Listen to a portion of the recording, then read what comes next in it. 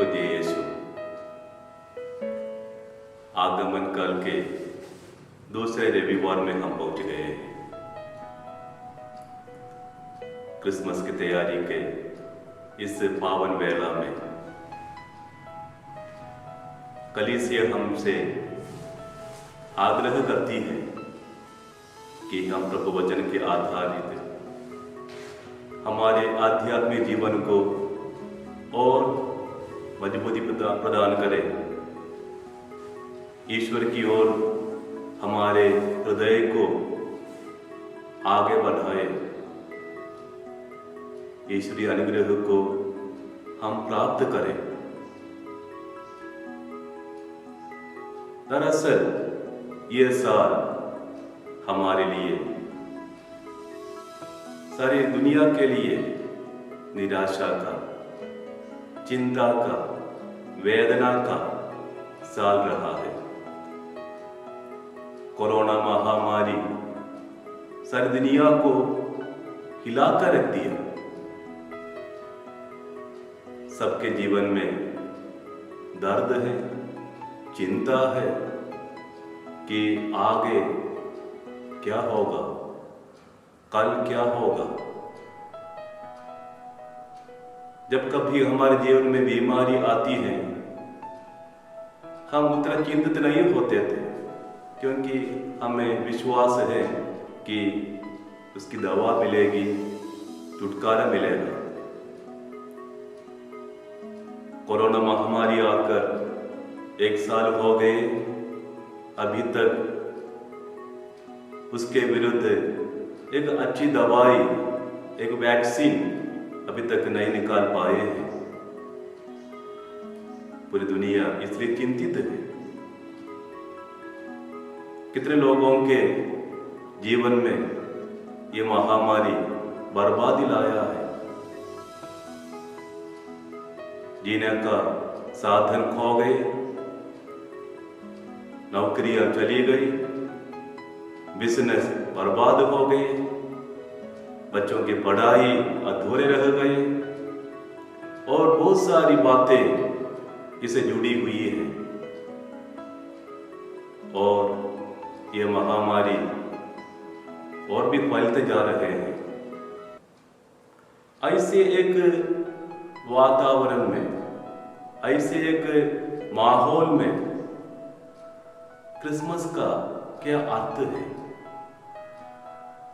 और हम किस प्रकार की तैयारी करें जब हमारे जीवन में निराशा है, चिंता है, वेदना है।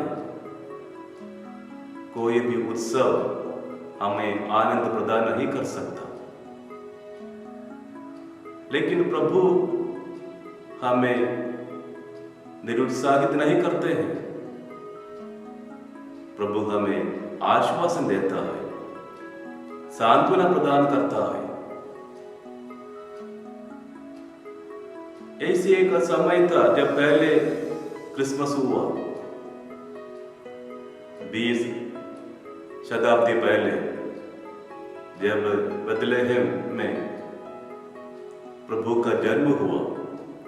उसके पहले का माहौल इसी प्रकार के एक अंधकारमय माहौल था, वेदना का, निराशा का, पॉलिटिकली, इकोनॉमिकली, सोशली और हर रिलीजियसली, धार्मिक रूप से कई प्रकार से एक संवेदनहीनता महसूस कर रहे थे, अस्थिरता महसूस कर रहे थे।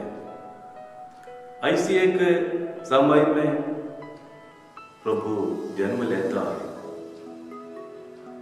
धीरे धीरे प्रभु के जन्म का प्रभाव दुनिया में फैल गई। शांति का, प्रेम का एक नया संदेश दुनिया को प्राप्त हो गई। यदि हम तुलना करें तो इसी प्रकार के माहौल, एक वातावरण वेदना का, निराशा का, राजनीतिक रूप से हो, धार्मिक रूप से हो और इकोनॉमिकली हो, कई प्रकार के हमें चिंता के एक विषय है, समय है। दुनिया में युद्ध का माहौल, कई कई लड़ाई चल रही है, राजनीतिक अस्थिरता और या ध्रुवीकरण हो रहा है, धार्मिक ध्रुवीकरण होता है, संवेदनशीलता बढ़ती जा रही है, सांप्रदायिकता की भावना बातें फैलती जा रही है, छोटी छोटी बातों में हिंसा उत्पन्न हो रहे हैं और एक स्वार्थमय जीवन जहां दूसरे के लिए कोई स्थान नहीं। ऐसे एक समाज में, ऐसे एक दुनिया में हम रहते हैं। लेकिन प्रभु हमें आश्वासन देता है, सांत्वना देता है। आज का तीनों पाठ हमारे लिए बहुत महत्वपूर्ण है। नबी यशायाह कहता है, मेरी प्रजा को सांत्वना दो, सांत्वना दो। किस प्रकार की सांत्वना है उन्हें? वे निर्वासन में है, दूसरे देश में गुलामी का जीवन बिता रहे हैं, आजादी नहीं, ना बोलने की, ना सोचने की, ना करने की, सब कुछ दूसरे शासक के इच्छानुसार करना पड़ता है, आराधना करने के भी कोई अधिकार नहीं। ऐसे एक माहौल, वहां प्रभु संदेश देता है, उन्हें सांत्वना प्रदान करता है, आश्वासन देता है, तसल्ली प्रदान करता है। अभी उनका मुक्ति का समय आ गया है। संत पेत्रुस अपने दूसरे पत्र में कहता है, प्रभु के दूसरे आगमन के बारे में, प्रभु सबको प्रेम प्रदान करने, शांति प्रदान करने, आनंद प्रदान करने, अपने कार्यों के लिए, उनके पश्चाताप के लिए उनका फल प्रदान करने प्रभु आ रहा है, क्योंकि प्रभु किसी का सर्वनाश नहीं होने चाहता है। और पवित्र सुसमाचार में भी हम यही बात देखते हैं। संत यूहन्ना बपतिस्ता प्रभु के अग्रदूत बनकर प्रभु के आने की तैयारी कर रहे, लोगों को तैयार कर रहे हैं। मेरे बाद जो आने वाले हैं वो मुझसे शक्तिशाली हैं। और यूहन्ना कहता है, प्रभु का मार्ग तैयार करो, उसके पथ सीधे कर दो। पश्चाताप, ये तीनों पाठों में ये बात झलकता है। पश्चाताप करो, प्रभु की मुक्ति के लिए, प्रभु की कृपा के लिए पश्चाताप की आवश्यकता है। तैयारी करना, बदलना, परिवर्तन लाना हमारे जीवन में। जब हम ये परिवर्तन लाएंगे हमारे सोच में, हमारे विचार में, हमारे मनोभाव में, हमारे कार्यों में, हमारे वचनों में, जब ये परिवर्तन आएंगे तो प्रभु की कृपा, अनुग्रह हमारे जीवन में प्राप्त होगा। परिवर्तन लाना कितना कठिन है, ये अपने आप को उसके लिए समर्पित करना पड़ता है।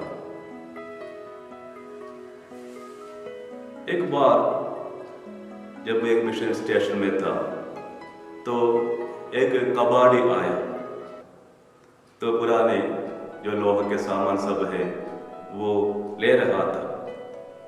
जब मैं पुराने लोहे दे रहा था तो उनसे पूछा, क्या भाव है, क्या रेट में ले रहे हो?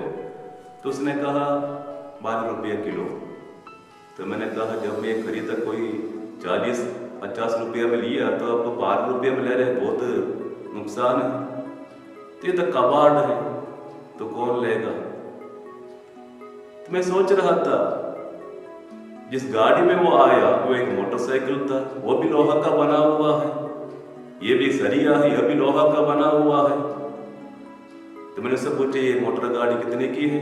तो उसने कहा, कोई ये भी दूसरे सेकंड हैंड का है, कोई 30-40 हजार का मिला। तो लोहा का सामान जब परिवर्तित होता है तो भाव बढ़ता है। 1 किलो सरिया 12 रुपया में, यदि वो परिवर्तित होता है, यदि वो एक जंजीर बनता है या एक मोटरसाइकिल का रूप में बदलता है, तो उसका हजारों में बदल जाता है। यदि और परिवर्तित होता है, कोई रोलेक्स वॉच की हिस्सा बनता हो तो लाखों में बिक जाता है। यदि वो एक कार के BMW हो, कोई भी कार हो, उसके हिस्सा बन जाता, इंजन बन जाता, उनके हिस्सा बन जाता है तो वो भी लाखों में उसका मूल्य बढ़ता है। यदि वो कोई एयरक्राफ्ट के, प्लेन के या हवाई जहाज के उसके कोई हिस्सा बनता है तो वो करोड़ों में उसका मूल्य बढ़ जाता है।